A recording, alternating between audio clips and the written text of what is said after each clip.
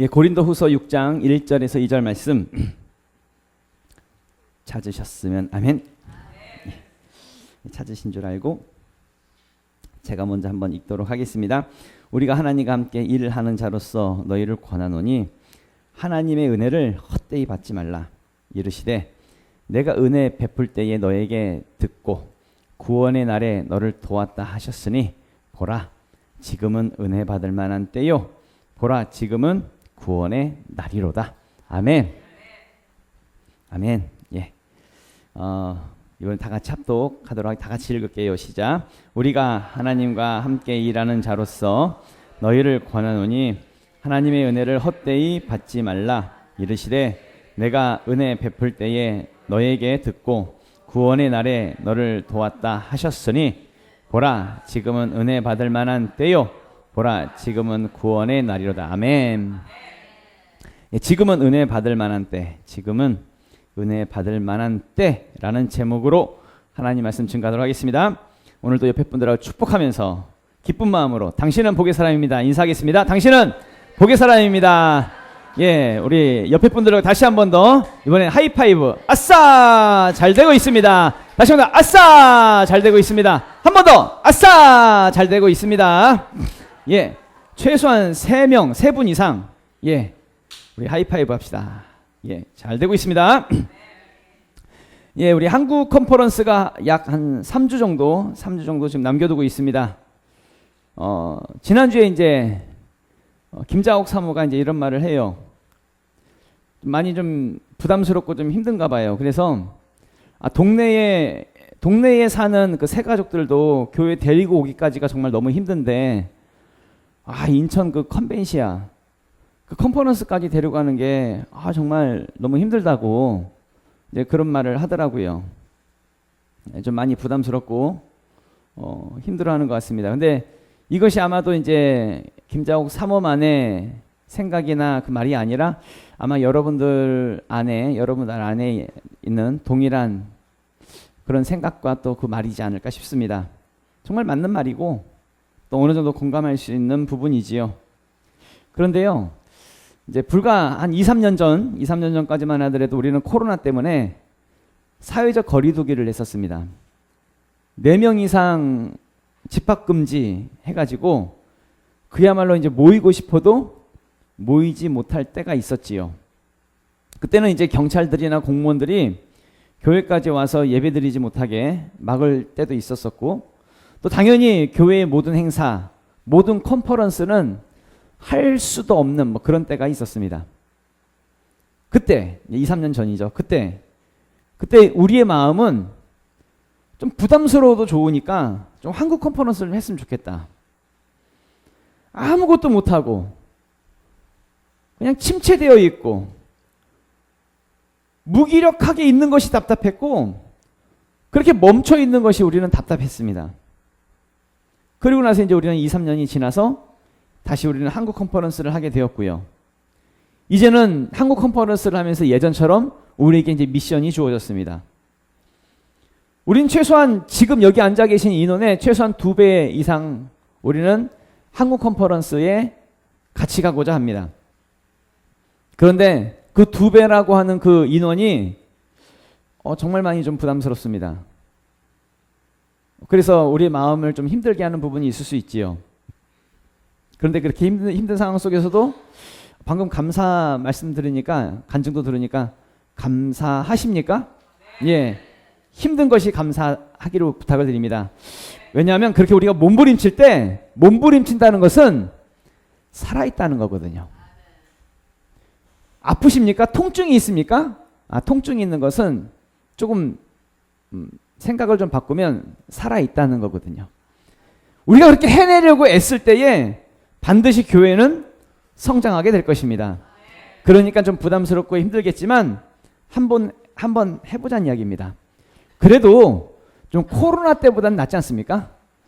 지금의 상황이 우리의 상황이 코로나 때보단 낫잖아요. 그러니까 다시 말씀드리면 바로 지금이 은혜 받을 만한 때고 바로 지금이 구원의 날이란 이야기입니다. 이스라엘 백성들이 모세와 함께 출애굽해서 애굽 땅을 나왔습니다. 애굽 땅을 나와서 보니까 앞에는 홍해가 큰 바다가 가로막고 있었고 뒤에는 애굽 군대가 쫓아오고 있었습니다. 앞으로 나가지도 못하고 그렇다고 뒤로 돌아가지도 못하는 정말 절체절명의 위기의 상황이 되었습니다. 그때 이스라엘 백성들 그 앞에 있는 그 홍해가 갈라집니다. 홍해가 갈라지고 갈라진 홍해를 이스라엘 백성들이 건너게 되지요. 놀라운 하나님의 은혜를 경험하더란 이야기입니다. 절체절명의 위기 가운데 있을 때에 하나님의 구원의 역사가 나타나게 되더란 이야기입니다. 정말 힘들고 어렵고 또 위기의 순간 뭘 경험한다고요? 하나님의 은혜를 경험한다고요. 그 힘든 순간에 하나님의 구원의 역사를 경험하게 된다고요. 우리나라도 마찬가지였습니다. 우리나라도 36년 동안 일제 강점기, 그러니까 나라의 주권을 빼앗기는 어려움이 있었지요. 그러고 나서 해방이 되었습니다. 해방이 되자마자 전쟁이 터집니다. 6.25 한국전쟁이 터지면서 많은 사람들이 죽고 많은 사람들이 부상을 당하고 모든 것을 잃어버리는 그야말로 이 대한민국 땅이 아무것도 없는 폐허가 되었습니다. 그때에 많은 사람들이 죽었기 때문에 내 가족들이 죽었다라고 말하는 거예요. 그게 일반적인 보통의 상식이에요. 대부분의 많은 사람들이 다 가족을 잃고 부모를 잃고 자식 잃고 다 그런 상황들이었죠. 폐허였습니다. 저 어렸을 때만 하더라도요. 그 상위 군인이라고 하죠. 이렇게 갈고리 있는 그런 손을 가지고 물건 팔러 다니시는 분들이 많았습니다. 그 집집마다 찾아와가지고 이런 분들이 좀 약간 협박하면서 물건 사라고 그런 분들도 있었습니다. 정말 위기와 고통 가운데 있을 때에 이 대한민국, 하나님이 이 대한민국 땅에 부흥을 주셨습니다. 60년대, 70년대, 80년대. 가는 곳마다 교회가 세워지고 세워지는 교회마다 사람들이 몰려들었죠. 정말 힘들고 어려운 순간에 하나님의 은혜를 경험하게 되었고 또 이 땅, 이 대한민국의 땅에 하나님의 구원의 역사가 나타나게 되더란 이야기입니다. 마찬가지로 지금 힘들고 많이 부담스럽고 어려운 가운데 있다고 한다면 바로 지금이 은혜 받을 만한 때고 바로 지금이 구원의 날이라고 하는 것을 반드시 믿을 수 있기를 부탁을 드립니다. 그게 지금이라고요. 힘드십니까? 그러면 은혜가 내려지게 될 것입니다. 많이 어려우십니까? 마음이 힘드십니까? 그러면 지금이 구원의 날이라고 하는 것을 반드시 믿자는 이야기지요. 첫 번째로 같이 말씀을 나눕니다. 그래서 은혜를 기억하라는 것입니다. 1절 말씀 다 같이 읽도록 하겠습니다. 시작. 우리가 하나님과 함께 일하는 자로서 너희를 권하노니 하나님의 은혜를 헛되이 받지 말라. 아멘. 모든 것이 하나님의 은혜입니다. 모든 것이. 지금 이 자리까지 여기까지 지내온 것이 하나님의 은혜입니다. 여러분 이 자리에 여기 앉아 계시는 것만으로도 하나님의 은혜입니다. 하나님의 은혜에 대해서 조금 이제 구분한다고 한다면 일반 은혜가 있고 특별 은혜가 있지요. 일반 은혜는 그냥 믿는 자든 믿지 않는 자든 모든 사람들에게 공평하게 다 은혜를 주시는 것. 이게 일반적인 은혜이지요. 예를 들면 하나님께서 모든 사람들에게 햇볕을 주십니다. 모든 사람들에게 비를 내려주시고요. 모든 사람들에게 공기를 주십니다.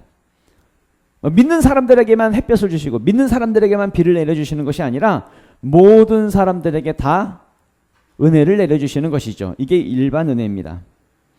만약에 우리에게 이 일반 은혜, 그러니까 햇볕이 없고 비가 내리지 않는다고 한다면 우리는 당연히 이 땅에서 살아갈 수가 없겠지요. 모든 사람들은 하나님으로부터 오는 이 자연의 섭리, 하나님으로부터는 모든 일반 은혜를 다 누리면서 살아가게 되어 있습니다. 그리고 두 번째로 특별 은혜가 있습니다. 특별 은혜는 좀 다릅니다. 모든 사람에게 주시는 은혜가 아니라 나에게 주시는 은혜, 이게 특별 은혜입니다. 나에게만 비를 내려주시고 나에게만 햇볕을 주신다 이 이야기가 아니라 나에게만 주시는 은혜, 무슨 은혜일까요? 예수 믿게 하신 은혜. 나는 예수를 믿을 만한 사람이 아니거든요.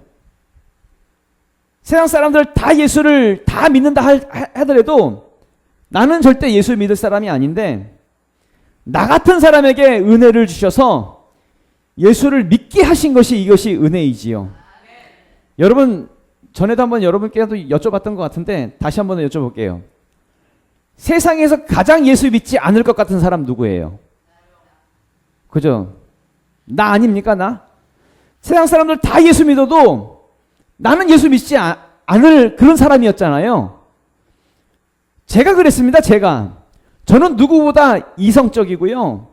저는 합리적인 사람이고요. 저는 논리적입니다. 하나님에 대한 이런 부분에 있어서 저는 논리적이지 않으면 이게 논리적이지 않잖아요. 하나님 자체가 이성적이지 않잖아요.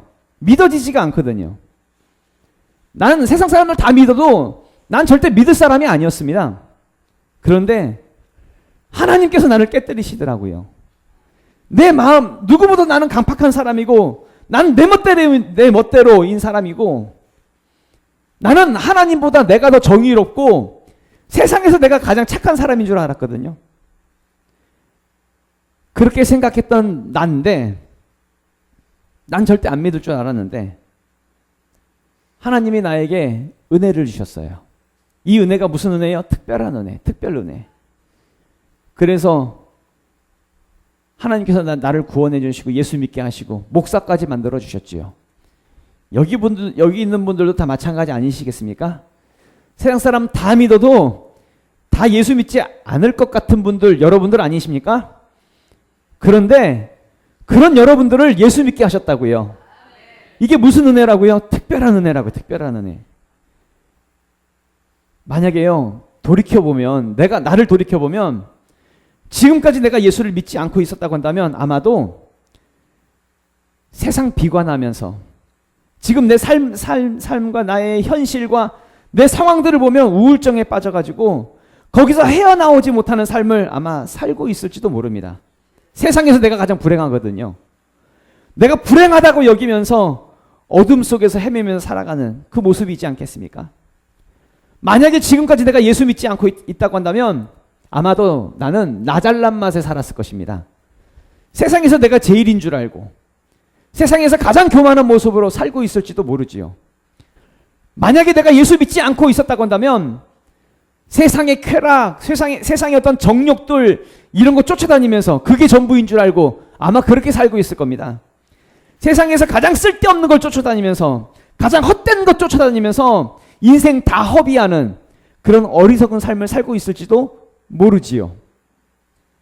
그런데요, 하나님의 특별한 은혜로 내가 예수 믿게 되었습니다.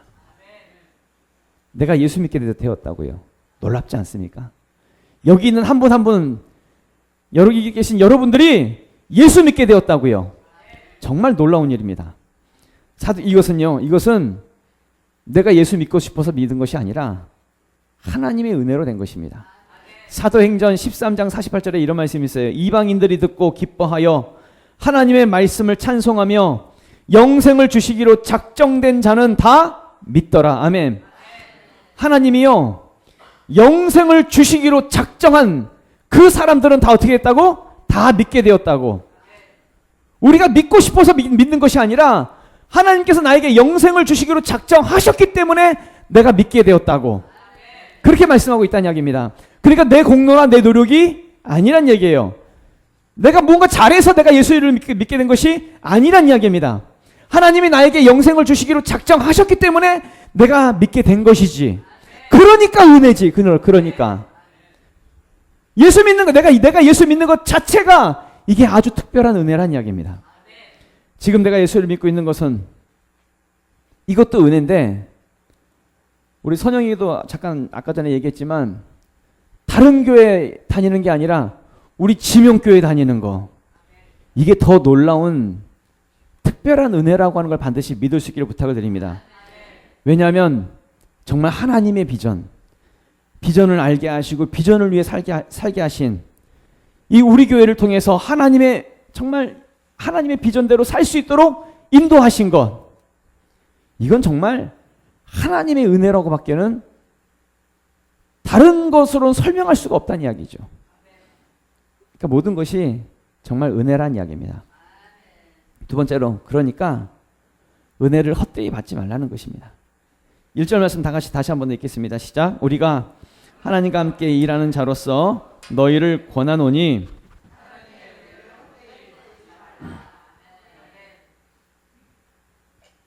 아멘. 하나님의 은혜를 헛되이 받지 말라고요. 사도 바울이요, 고린도 교회 성도들에게 권면합니다. 하나님의 은혜를 헛되이 받지 말라고. 이게 무슨 말이에요? 고린도 교회 성도들 중에서 하나님의 은혜를 헛되이 받은 사람들이 있더란 얘기예요. 은혜를 받았는데 그게 헛되이 돼버렸어요. 이 헛되이라고 하는 말이 헬라어로 에이스케논이라고 합니다. 그 뜻은 무슨 뜻이냐면 비어있는 상태. 헛되이라고 하는 말이 비어있는 상태라고 하는 의미입니다. 분명 하나님의 은혜를 받았습니다. 은혜를 받았는데 하나님의 은혜를 경험도 했습니다. 근데 시간이 지나고 보니까 어떻게 됐어요? 비어있는 상태가 되었어요. 분명 은혜를 받기에는 받았는데 결과적으로 어떻게 된 거예요? 헛되게 된 거예요. 은혜 받았는데 헛되이 받은 게 돼버린 거예요. 비어버렸으니까. 그럼 왜 비어있는 상태가 되었을까요? 부어지지 않았으니까. 내 안에 성령 충만이 계속 채워지지 않으니까. 그러니까 비어져 버린 거죠. 여러분, 지난번에 엔카운터 때도 말씀을 나눴지만 계속 비어있는 상태가 되면 7 귀신이 들어올 수 있다는 걸 반드시 기억하셔야 됩니다. 마태복음 12장의 말씀이죠. 더러운 귀신이 사람에게서 나갔을 때에 물 없는 곳으로 다니며 쉬기를 구하되 쉴 것을 얻지 못하고 이에 이르되 내가 나온 내 집으로 돌아가리라 하고 와 보니 그 집이 비고 청소되고 수리되었거늘 이에 가서 저보다 더 악한 귀신 7을 데리고 들어가서 거하니 그 사람의 나중 형편이 전보다 더 심하게 되느니라. 이 악한 세대가 또한 이렇게 되리라. 아멘. 내 심령이 아무것도 없이 비어져 있는 상태. 하나님의 은혜를 받았는데 비어져 버렸어요. 그러면 잘못하면 7 귀신이 찾아 들어갈 수 있다는 걸 반드시 기억하셔야 됩니다. 그 사람의 나중 형편이 전보다 더 심해질 수 있다는 걸 반드시 기억하셔야 됩니다. 그러니까 받은 은혜에 뭐가 부어져야 돼요? 계속 성령의 기름 부으심이 부어져야 돼요. 그래서 엔카운터 때도 항상 비유로 말씀드리면서 그 유리잔 있죠, 유리잔. 유리잔에 계속 부어져야 된다고. 이 투명한 유리잔이 뭐예요? 나예요. 그리고 저 안에 있는 시꺼먼 물이 뭐예요? 시꺼먼 물이 죄. 내가 살아오면서 지었던 죄. 그동안 살아오면서 받았던 상처, 쓴뿌리, 견고한 진, 모든 저주된 것들, 이것들이 내 안에 있다고. 그것들에 의해서 내가 시꺼멓게 보여지는 것이거든. 내가 그런 삶을 살아가는 것이거든. 그런데 이것을 제거하기 위해서 어떻게 해야 돼요? 끊임없이 성령이 부어져야 돼요. 성령이 부어지면 어떻게 해요? 저 물들이 계속적으로 넘쳐남을 통해서 제거되어지는 것이죠. 나중에는 저 안에 모든 것들이 깨끗해져요. 투명해져요. 그러니까 나의 삶 가운데 뭐가 부어져야 돼요? 성령의 기름 부으심이 계속 부어져야 한다는 이야기입니다. 그렇다고 한다면 부어지는 삶을 살기 위해서 어떻게 해야 돼요? 기도해야 돼요. 여러분, 기도하는 자리로 나오십시오. 혼자 기도하기 힘드니까 기도의 자리로 반드시 나오란 이야기입니다. 영적으로 계속 부어져야 하니까 영적인 자리로 나오란 이야기입니다. 혼자 힘으로 힘들잖아요. 교회 와서 같이 기도하면서 하나님의 은혜가 무엇인지, 하나님의 은혜를 경험하며 이것이 계속적으로 채워지는 삶을 살아갈 수 있기를 부탁을 드립니다. 물론 교회까지 오는 것이 힘들 수 있어요. 쉽지 않아요. 여러분의 바쁜 어떤 일과 바쁜 일상 생활들, 또 많이 피곤하고 또 쫓기는 그런 삶을 살아가는 부분들이 있을 수 있지요. 또 집에 가서는 많은 것들을 또 정리하고 또 집안일도 해야 하고 해야 할 일들이 많이 있기 때문에 많이 힘들 수 있는 부분이 있을 줄 압니다. 그러나 내 안에 성령의 기름 부으심이 계속 부어지지 않으면 받은 은혜가 비어지거든요. 근데 비어있는 상태로는 헛되이 받은 은혜가 돼버리니까, 뭘 해도 할 능력이 없으니까, 이길 힘이 없으니까 그러니까 영적으로는 계속 침체되어 있고 계속 뒷걸음질만 치는 신앙생활이 될 수 있다는 이야기입니다. 그러니까 이제 결단하고 하나님 앞으로 나오라는 이야기입니다. 세상 속에서 세상 방법으로 결론을 내려고 하지 말고 하나님 앞에 나와서 하나님께 승부를 걸라는 이야기입니다. 결론을 하나님에게서 찾으라는 이야기죠. 야곱이 있었습니다. 야곱. 자기 인생에 있어서 최대의 걸림돌은 자기 형 에서였습니다. 왜냐하면 야곱이 자기 형에게 가야 할 그 축복을 자기가 가로챈 다음에 도망가 버렸거든요. 형을 피해서 도망쳐서 하란 땅으로 갔습니다. 20년 동안 하란 땅, 자기 외삼촌 집에 얹혀 살면서 20년 동안 살게 되지요. 그리고 20년이 지난 뒤에 야곱은 형을 만나려고 고향으로 가게 됩니다. 그런데 야곱은 형과 승부를 걸지 않습니다. 하나님과 목숨을 건 싸움을 합니다. 승부를 어디서 걸었어요? 하나님에게 걸었습니다. 그래서 야곱은 야복강나루에서 하나님의 천사와 씨름을 하게 되지요. 결국에는 그 싸움에서 야곱이 이기게 되고 야곱의 이름이 이스라엘로 바뀌게 됩니다. 그러니까 우리도 마찬가지로 하나님과 승부를 한번 걸어보자는 이야기입니다. 내 방법, 내 의지, 내 뜻대로 살아보려고 애쓰지 말고 하나님께 승부를 걸어서 한번 믿음으로 한번 살아보자는 이야기지요. 그래서 마지막 세 번째로 지금부터 한번 시작해보자는 이야기. 지금부터. 본문 말씀 2절 말씀 다 같이 한번 읽어보도록 하겠습니다. 시작. 이르시되 내가 은혜 베풀 때에 너에게 듣고 구원의 날에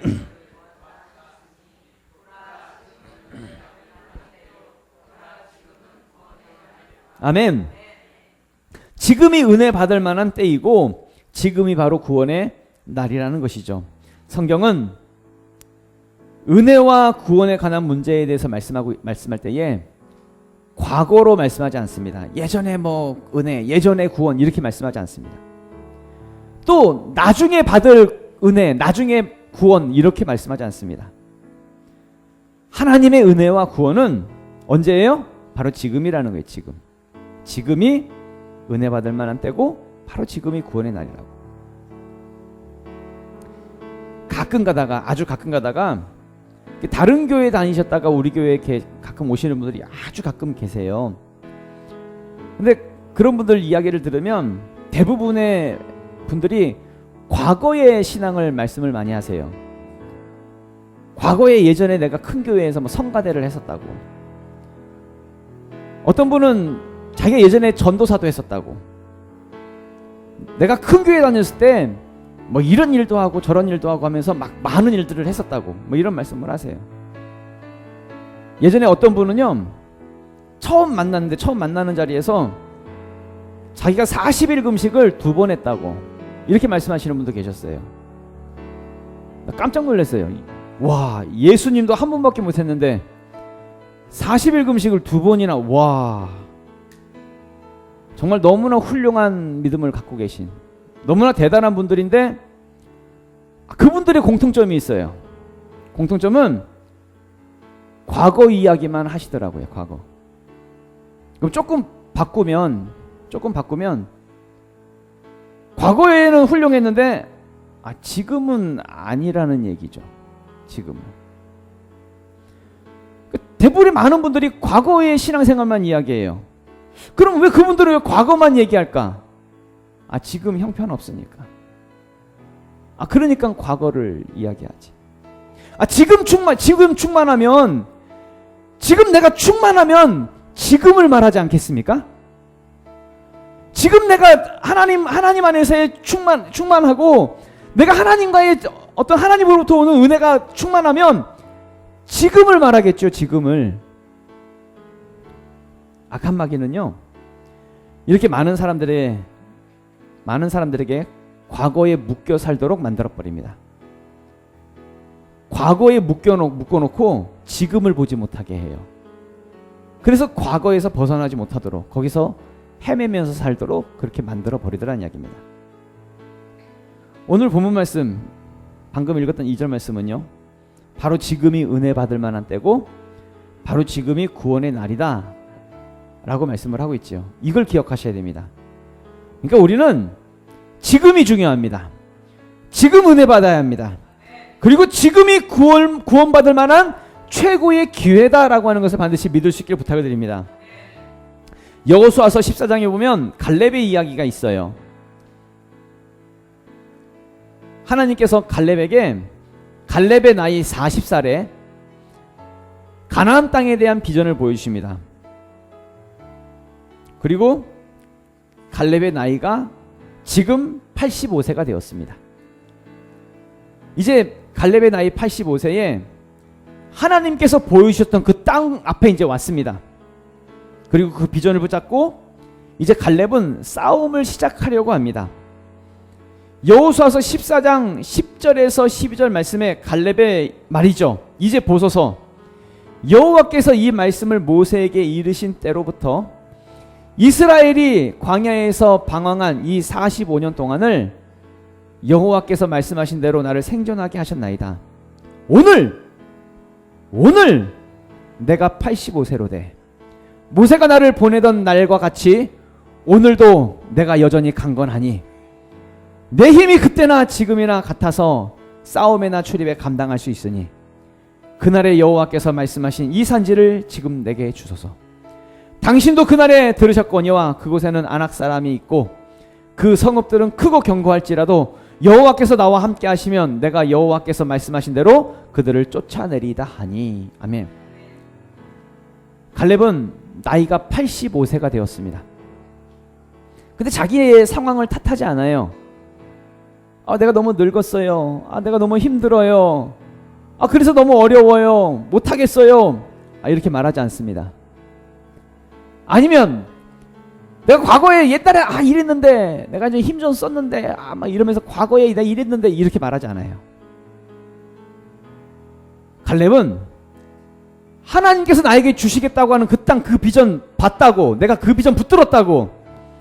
그래서 85세의 갈렙은 말합니다. 오늘 내가 여전히 강건하니 내 힘이 그때나 지금이나 같아서 싸움이나 출입에 감당할 수 있으니 그날에 여호와께서 말씀하신 이 산지를 지금 내게 주소서. 지금 달라는 거예요. 지금 싸울 수 있으니까 지금 한번 이겨보겠다고. 지금 달라고. 그렇게 말씀하고 있는 거죠. 결과적으로 갈렙은 안악자손과의 싸움에서 이기게 되고 그 안악자손들을 다 내쫓고 헤브론 땅을 기업으로 차지하게 됩니다. 여러분, 과거에 매여 있으면요 절대 싸울 수가 없습니다. 우리는 지금 일어나야 합니다. 지금 우린 다시 시작해야 하고 우린 지금 싸워야 합니다. 바로 지금이 은혜 받을 만한 때고 바로 지금이 구원의 날이라는 것입니다. 다시 한번 지금 오늘 다시 한번 더 은혜로 회복될 수 있길 예수 이름으로 축원합니다. 다 같이 일어나셔서 우리 기도하도록 하겠습니다.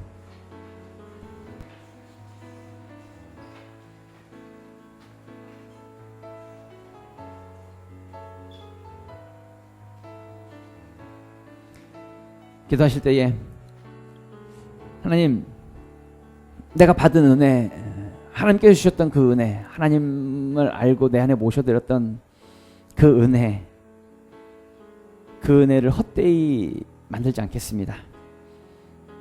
받은 은혜를 생각하며 계속 내 안에 성령의 기름 부으심이 부어지는 그 충만한 삶을 살아가고, 하나님 다시 한 번 더 일어서며 다시 한 번 더 회복되어지며 다시 한 번 더 싸우며 다시 한 번 더 시작할 수 있는, 하나님 지금이 바로 은혜 받을 만한 때고 지금이 바로 구원의 날임을 선포하며 하나님 다시 일어설 수 있는 우리가 될 수 있도록 도와주시옵소서. 우리 주여 한번 외치고 통성으로 기도하겠습니다. 주여!